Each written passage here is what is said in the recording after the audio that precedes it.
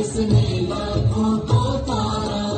इस महामंत्र का जाप करो, भवजल से मिले किनारा। नमो अरिहंताणं, नमो सिद्धाणं, नमो आयर्याणं, नमो अवधायाणं, नमो लोके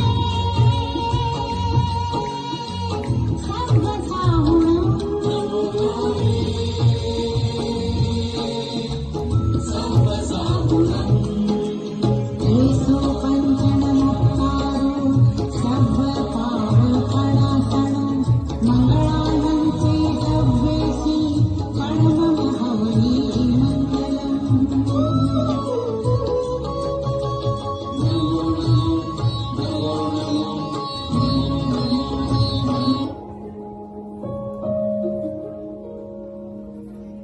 जन्मों जन्म का मैंने तेरा है लगाया, आखिर में जाकर के जाने भई में है पाया। जन्मों जन्म का मैंने तेरा है लगाया, आखिर में जाकर के जाने भई में है पाया।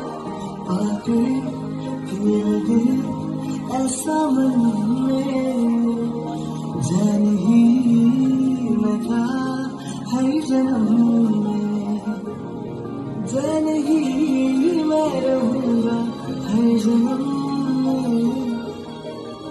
कसम ये कसम है कसम से, मुझको नाज है जान नहीं के।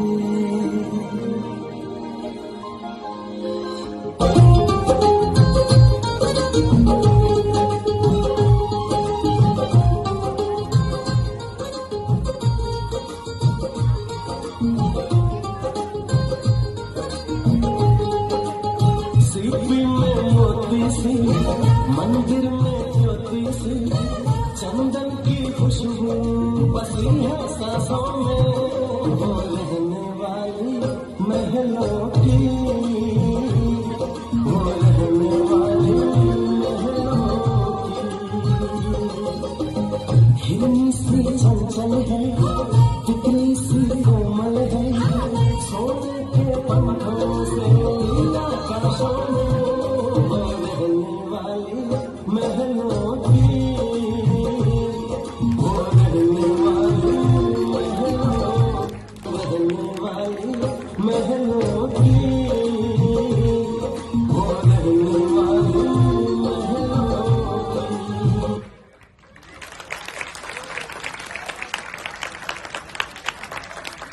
सत्यसलिता सत्पुष्पदामायते, सम्पद्येते रसायनं विषमपि। प्रीतिं विधत्ते रिपुः, देवाः यान्ति वशं प्रसन्न मनसः। किं वा बहु ब्रूमहे, धर्मादेव नभो अपि वर्षति नगे। कुर्वन्तु ते मङ्गलम्। अर्थात सर्प माला बन जाता है, तलवार फूलों के समान कोमल बन जाती है, विष अमृत बन जाता है, धर्मात्मा के वश में देवता स्वयं आ जाते हैं। अधिक क्या कहें, धन से वह सब हो सकता है जो मनुष्य के लिए मंगलकारी है। पर यह सब मैं आप सबको क्यों बता रहा हूं? कौन हूं मैं, यहां क्या करने आया हूं? तो मैं अपने परिचय से ही शुरुआत करता हूं। मैं हूं कथाकार, ऐसा वैसा नहीं, स्वर्गों में कथा सुनाता हूं। आज जब सवेरे सवेरे इधर से निकल रहा था तो देखा बहुत सारे इंद्र इंद्राणी यहां बैठे हैं। मैंने कहा ये स्वर्ग मेरे रडार से छूट कैसे गया? तब मैंने सोचा चलो देखता हूं। तब किसी ने मुझे बताया यहाँ पे सिद्ध चक्र महामंडल विधान का आयोजन हुआ है। तो मैंने कहा बहुत अच्छी बात है, पर तभी मुझे मैना सुंदरी और श्रीपाल की कथा याद आ गई। तो मैं वही कथा आपके सामने प्रस्तुत करूंगा। मैं हूं आज के लिए आपका सूत्रधार। चंपापुरी बहुत ही सुंदर नगरी थी। वहां पे राजा श्रीपाल राज करते थे, परम पराक्रमी, परम तेजस्वी और प्रजापालक। तो उन्हीं के आपको सीधा दरबार में ले चलता हूं। महाराज श्रीपाल की, महाराज श्रीपाल की, महाराज श्रीपाल की।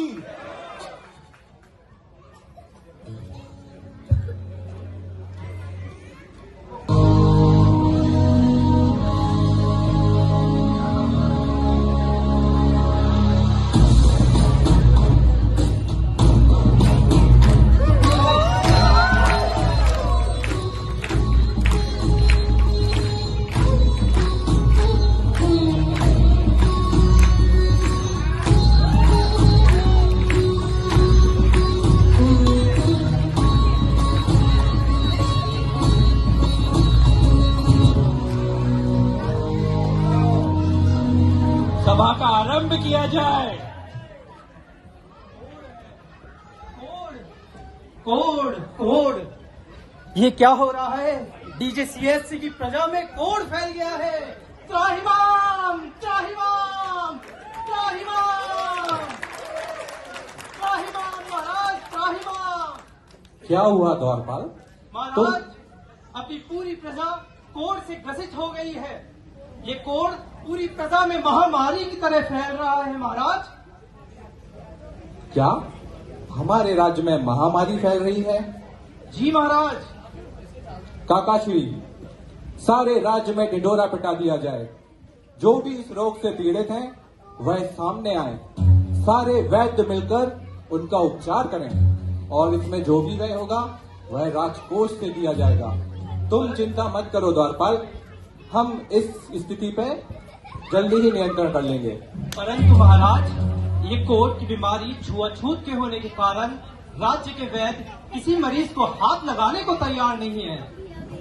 क्या वैद्य इस रोग का उपचार करने के लिए तैयार नहीं है? जी महाराज। फिर हम स्वयं जाकर उनके देखभाल और उपचार करेंगे। यह हमारा राज्य है और इस प्रजा की रक्षा और सुरक्षा करना हमारा दायित्व है। जय हो श्रीपाल महाराज की जय हो। आप जाके प्रजा से कह दीजिए, उनके महाराज स्वयं आकर उनका रक्षण और पालन पोषण करेंगे। जो आज्ञा महाराज, जो आज्ञा।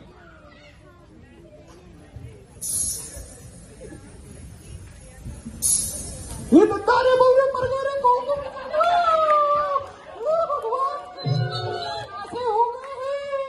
भेजा पर आ रहा है। हे भगवान बचाओ, भेजा खुदा रे महाराज। हे महाराज कहाँ गए? महाराज बचाओ। बहुत दर्द हो रहा है, बहुत पीड़ा है। महाराज, महाराज कहाँ है?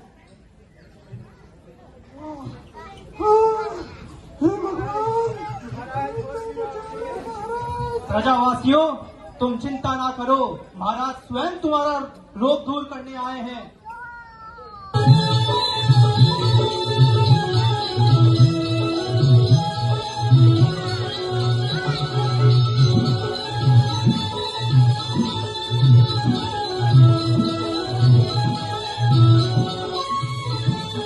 दुख से घबराओ नहीं मेरे साथी,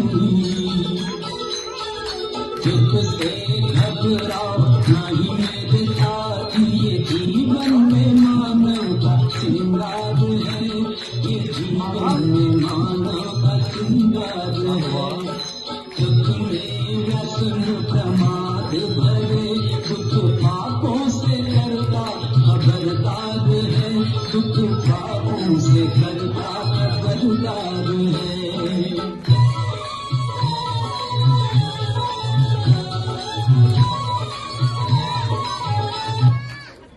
महाराज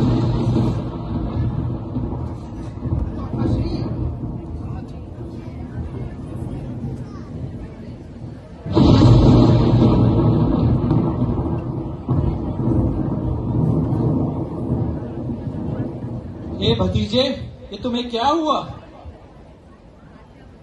काकाश्री, लगता है यह पूर्व जन्म के कुछ कर्म हैं जो अब मेरे उदय में आ गए हैं। अपनी प्रजा के मध्य जाने से मैं स्वयं कोढ़ से ग्रसित हो गया हूँ। भतीजे, हमने तुम्हें पहले ही आगाह किया था कि ये छुआछूत की बीमारी है, इससे दूर रहा जाए। अब इस बारे में अधिक वार्तालाप करने से क्या प्रयोजन था काकाश्री? अब हमें आगे के बारे में सोचना चाहिए। इस स्थिति में तुम्हें अपने राज्य का पालन और रक्षण नहीं कर सकता, अतः मैं आपसे विनती करता हूँ कि कृपया आप इस राजा का पद स्वीकार करें और मेरी प्रजा का रक्षण और पालन करें।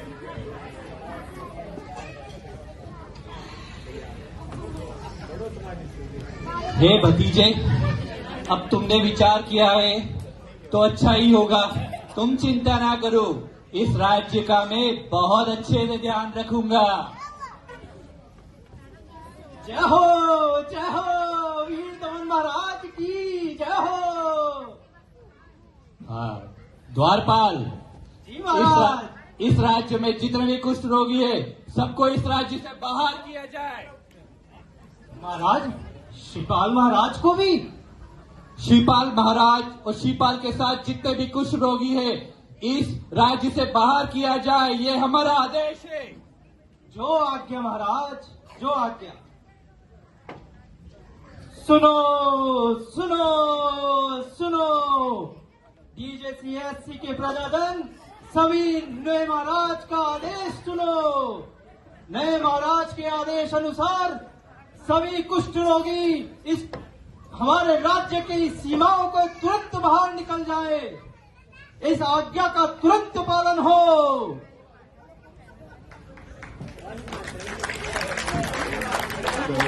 आए ऐसे घने हुआ सुनो यह हाय, कोड़ी हुए और राज गया, भटक रहे श्रीपाल। इसी के साथ सोचिए, जो एक राजा रहा हो जिसके अंदर कितने हाथियों का बल हो, जो इतना पराक्रमी हो, वह राजा आज दर दर भटक रहा था, गांव गांव भटक रहा था, नगर नगर भटक रहा था। और वहीं दूसरी ओर उज्जैन नगरी में राजा बहुपाल शासन करते थे, वो भी परम वीर परम पराक्रमी थे। अब मैं उसी दरबार में आपको ले चलता हूँ। बोलिए राजा बहुपाल की, राजा बहुपाल की, राजा बहुपाल की। महाराज की जय हो, महाराज की जय हो।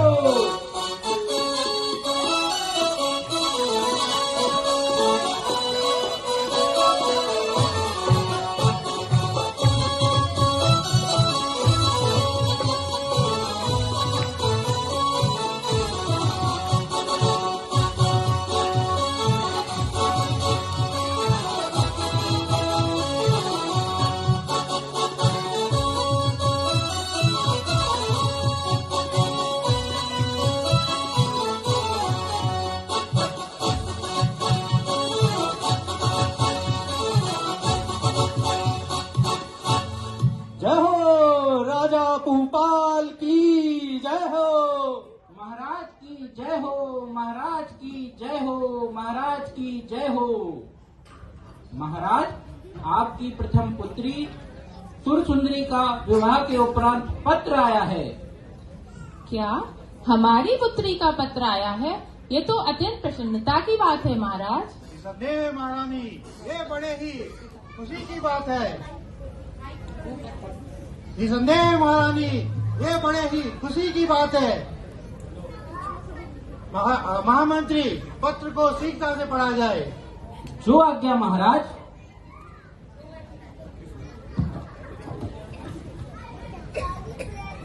महाराज, आपकी पुत्री आपको सादर प्रणाम लिखती हैं।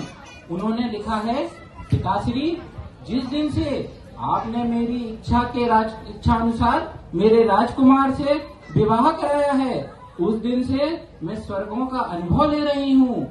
मेरे भाग्य निर्माण के लिए मैं आपको ही निर्माता मानती हूँ। महामंत्री, एक पिता के लिए इससे अधिक गर्व की और क्या बात हो सकती है कि उसकी पुत्री अपने भाग्य निर्माण के लिए अपने पिता को धन्यवाद दे। वैसे महारानी, हमारी दूसरी पुत्री मैना सुंदरी भी अब विवाह योग्य हो गई है। अब हमें लगता है कि उसका विवाह उसके मन चाहे वर से कराकर हम उसका भी भाग्य निर्माण करें। जी महाराज, बहुत ही उत्तम विचार है। महामंत्री, मैना सुंदरी को शीघ्र ही प्रस्तुत किया जाए। जो आज्ञा महाराज। द्वारपाल, महाराज की आज्ञा के अनुसार मैना सुंदरी को राज दरबार में प्रस्तुत किया जाए। जो आज्ञा महामंत्री। राजकुमारी मैना सुंदरी प्रस्तुत हो।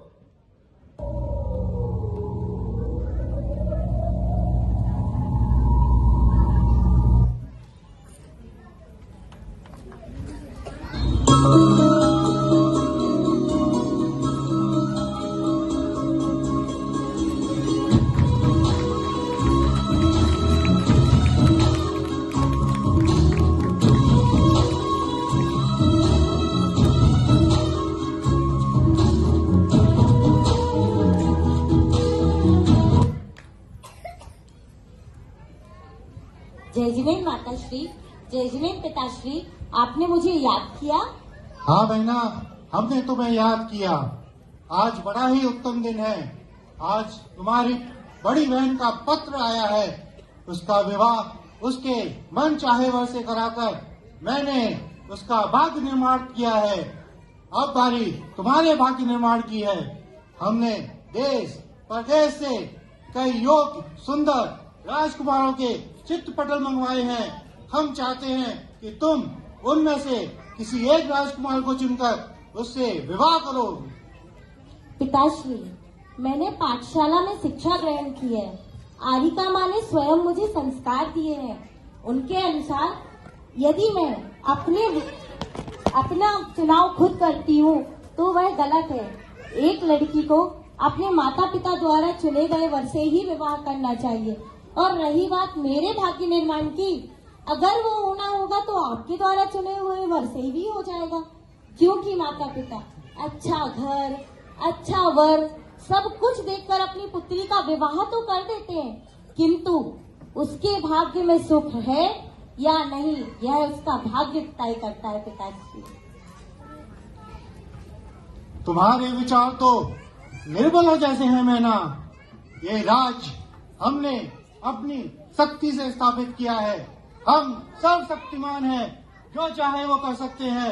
किसी निर्धन को धनी बना सकते हैं, धनी को निर्धन बना सकते हैं। ये जो सुंदर आभूषण तुमने पहने हुए हैं वो सब हमारी ही देन है। ये जो स्वादिष्ट भोजन तुम करती हो वो भी हमारी ही देन है। इसमें तुम्हारे भाग्य का क्या है? पिताश्री, आज मैं एक राजकुमारी हूँ, यह मेरे भाग्य का उदय है। आप एक राजा हैं, यह आपके भाग्य का उदय है। यहाँ जो सुख जो भी हो रहा है वह सब भाग्य का किया हुआ है। पिताश्री, भाग भाग भाग, हम तुझे सुख पे सुख दे रहे हैं और तू इसे अपना भाग्य का फल मानती है। पिताश्री, सुख और दुख कभी किसी को दिया नहीं जा सकता। पूर्व जन्म के पुण्य और पाप के अनुसार ही हमारे भाग्य का निर्माण होता है। पिताश्री, मैडम शांत हो जाइए महाराज, इस विषय को यहीं विराम दीजिए। राजकुमारी अभी बालिका है, इसलिए ऐसी अज्ञानतापूर्ण बातें कर रही हैं। महाराज, महारानी सत्य कह रही हैं। आपको इस पर पुनः विचार करना चाहिए। हम अपना निर्णय ले चुके हैं। हम मैना के भाग्य की परीक्षा लेंगे। अब मुझे इस विषय पर कुछ नहीं सुनना। एकांत। जो आज्ञा महाराज।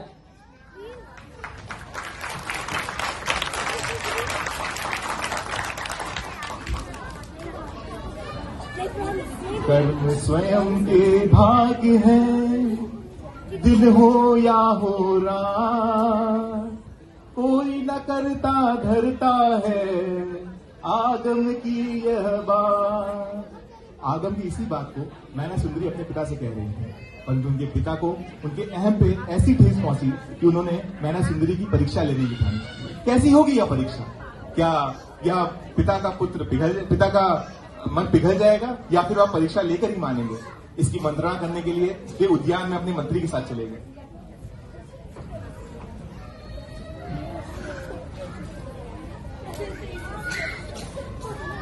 महामंत्री, क्या तुम भी मैना सुंदरी के विचारों से सहमत हो कि उसे जो भी प्राप्त है उसके भाग्य का ही फल है? नहीं महाराज, राजकुमारी अभी अबोध हैं और उनके शब्द उनकी अज्ञानता का प्रतीक है महाराज।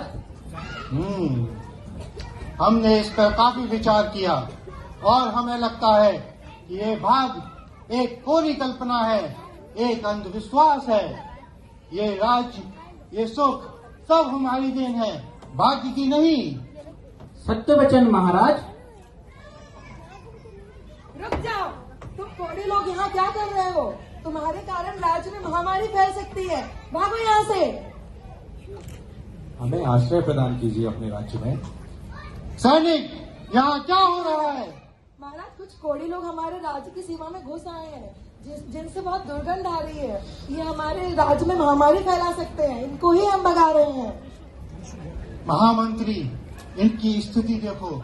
क्या हमारे राज्य में ऐसा कोई नहीं जो इनकी उपचार न कर सके? महाराज, यह छुआछूत की बीमारी है और राज्य वैद्य भी इसका उपचार करने से दूर भाग रहे हैं। अच्छा, तो फिर तुम एक कार्य करो, इनमें से जो सबसे क्रूर कोड़ी है उसे कल राजमहल में पेश करो। परंतु क्यों महाराज? अब समय आ गया है कि मैना के भाग्य की परीक्षा हो, हमारे आदेश का पालन किया जाए। जो आज्ञा महाराज।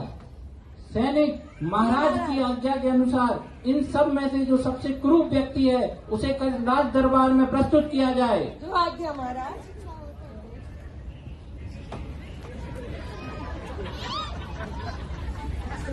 कोड़ी, तुम आओ मेरे साथ।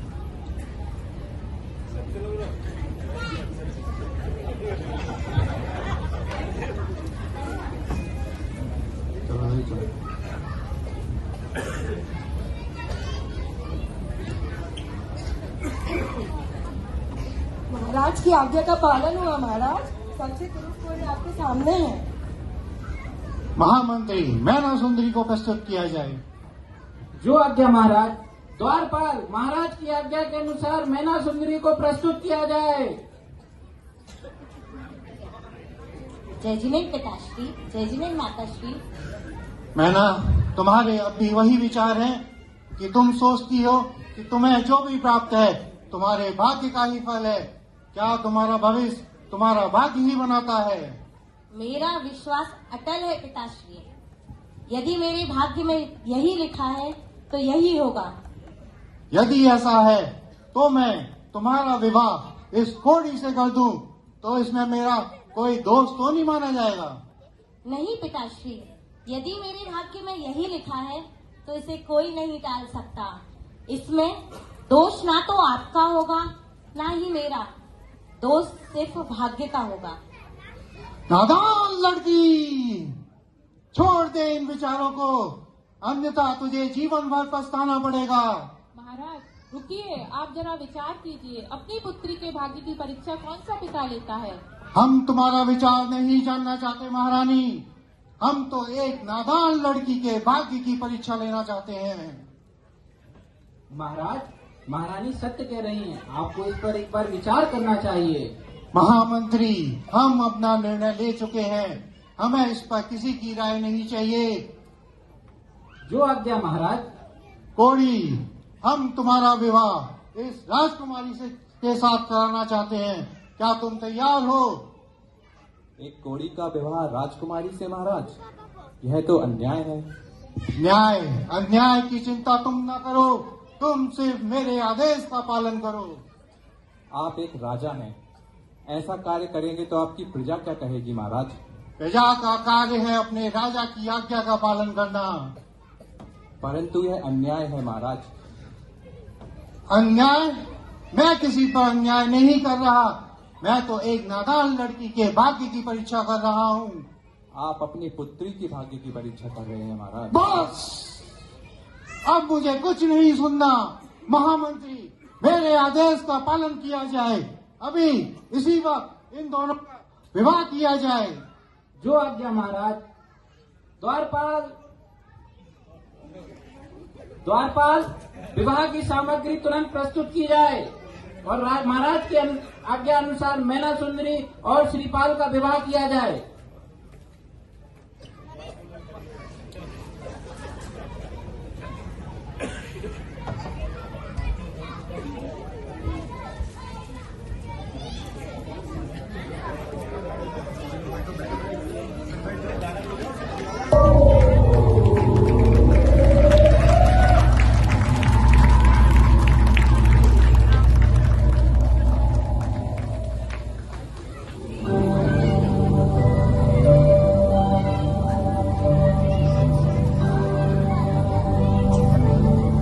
मैना सुंदरी कहे पिता से, भाग्य उदय जब आएगा।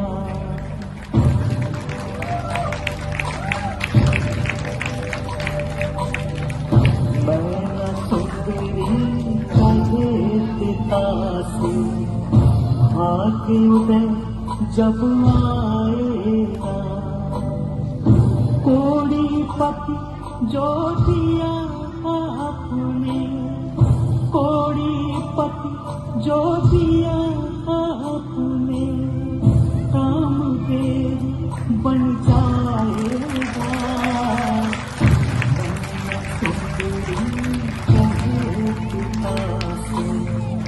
हाथ जब आएगा।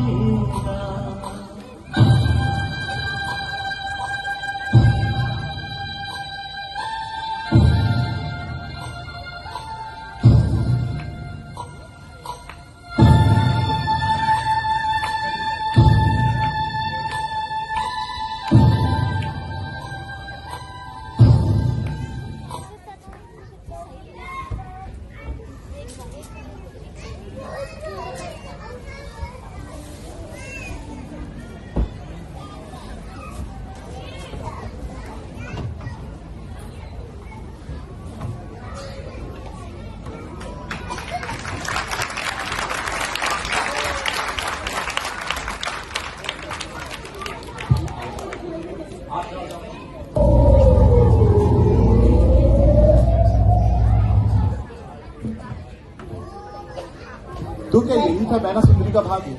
क्या यही थी उसकी परीक्षा? आगम की बात को राजा ने सही ना माना। मैना सुंदरी का विवाह श्रीपाल से करा दिया और वह अपनी विजय पर खुश होने लगा। पर क्या यही सच में मैना सुंदरी का यही अंत था? नहीं। आगे देखते हैं क्या होता है। मैना सुंदरी और श्रीपाल की कहानी को आगे बढ़ाते हैं।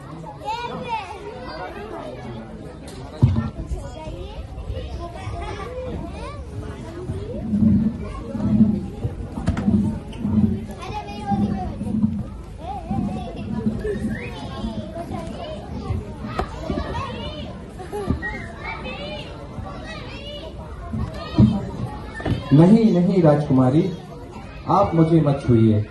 मैं कुष्ठ रोग से पीड़ित हूँ। यह रोग छुआछूत का है। नहीं आर्य, अब मैं किसी महल की राजकुमारी नहीं हूँ। अब तो मैं आपके चरणों की दासी हूँ। कृपया कर मुझे एक मार्ग दिखाएं। किस तरह मैं आपके इस कुष्ठ रोग का निवारण कर सकती हूँ?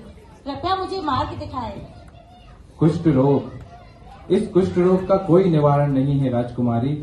कितने ही वैद्य आए और उन्होंने बहुत प्रयास किया इसका उपचार करने का, परंतु वह सफल नहीं हुए।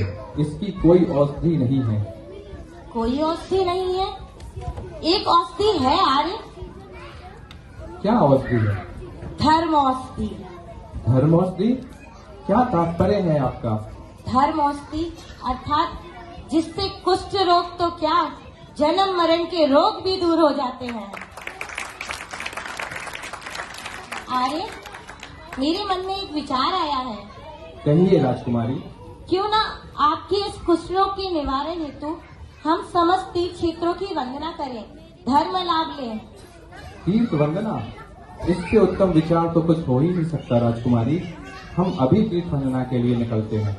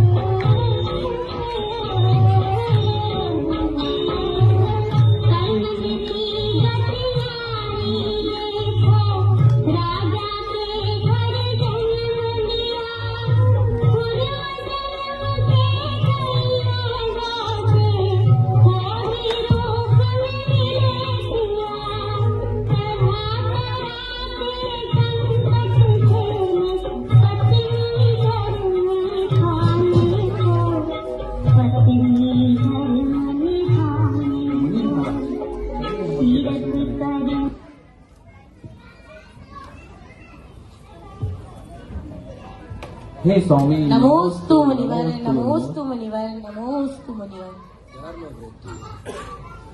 हे मुनिवर, आप तो करुणा के सागर हैं, जिन धर्म के उपासक हैं। इन्हीं पूर्व जन्मों के उदय के कारण आज मेरे पति इस कुष्ठ महामारी से ग्रसित हैं। कृपया कर हे मुनिराज, मुझे अपने पति को इस कुष्ठ रोग के निवारण हेतु कोई मार्ग दर्शाएं। मैना सुंदरी, मैं तुम्हारे धर्म के प्रति श्रद्धा से अत्यंत प्रभावित हूँ। जिन धर्म में ऐसा कोई कार्य नहीं है जिसका प्रायश्चित न किया जा सके। पूर्व जन्म के कर्मों का फल है कि श्रीपाल कुष्ठ रोग से ग्रसित है, परंतु इसका भी उपाय है। अब तुम मुझे ध्यान से सुनो। तुम सिद्ध चक्र महामंडल विधान की रचना करो। मांडला को स्वयं अपने हाथों से सजाओ। प्रथम दिन से अंतिम दिन तक अर्घों की संख्या दोगुनी होती जाएगी। विधान के परिणाम स्वरूप जो गंधोदक रूपी रत्न प्राप्त होगा उसे तुम श्रीपाल पर छिड़कना। इस विधान में हम सिद्ध प्रभु की आराधना करते हैं। तंत्र, मंत्र और यज्ञ से किया जाने वाला यह विधान तुम्हें मनवांछित फल दिलाएगा। इस समय यह विधान हाईटेक सिटी के सरोवर जिनालय में आयोजित किया जा रहा है। तुम वहां जाकर सिद्ध प्रभु की आराधना करो।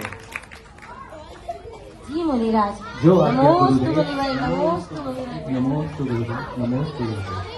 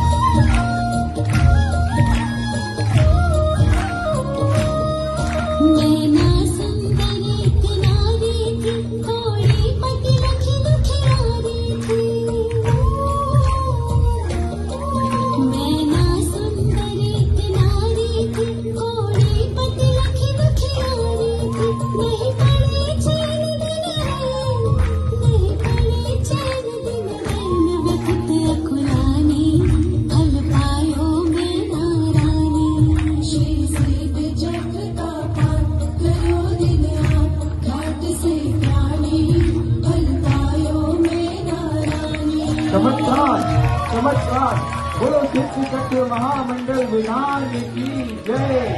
अनंतानंत सिद्ध परमेश्वरी भगवान की जय।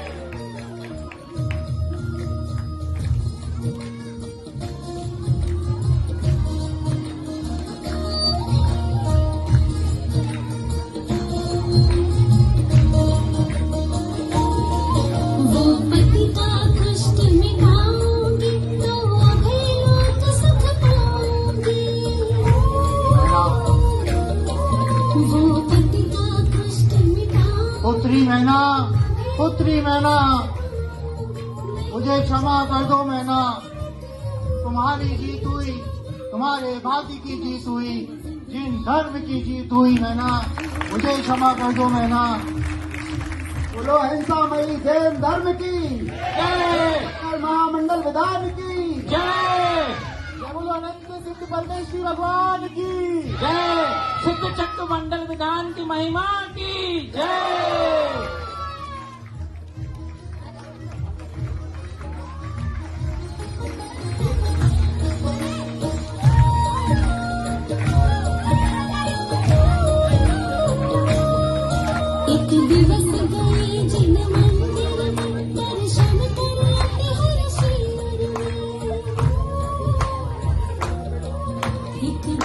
मुझे लगता है स्टैंडिंग ऑवेशन देना चाहिए इनके लिए। सभी लोग खड़े हो जाए अपनी जगह पे।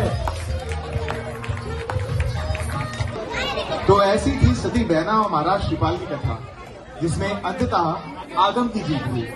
ऐसी थी सती मैना जो कर्म सिद्धांत पर अडिग रही और अपने त्याग और तप से बुरे कर्मों का नाश कर दिया और अपने भाग्य के कर्ता स्वयं होने का प्रमाण दिया। ऐसे थे प्रजापालक महाराज श्रीपाल, जिन्होंने न केवल जिन भक्ति से अपने पापों का नाश किया, बल्कि अंततः मुनि दीक्षा लेकर तो अपने कर्मों को काटकर मोक्ष भी गए। और ऐसा है यहाँ महामंडल सिद्ध चक्र विधान, जिससे कर्मों की ऐसी निर्जरा होती है कि जीव भव भावांतरों से छूटकर स्वयं सिद्ध हो जाता है। तो बोलो सिद्ध चक्र महामंडल विधान की। अंततः मैं किसी और से चलता हूँ, मुझे कहीं और कथा सुनाने जाना है। तब तक के लिए आप सबसे कोई भी त्रुटि हुई हो उसके लिए क्षमा चाहूंगा।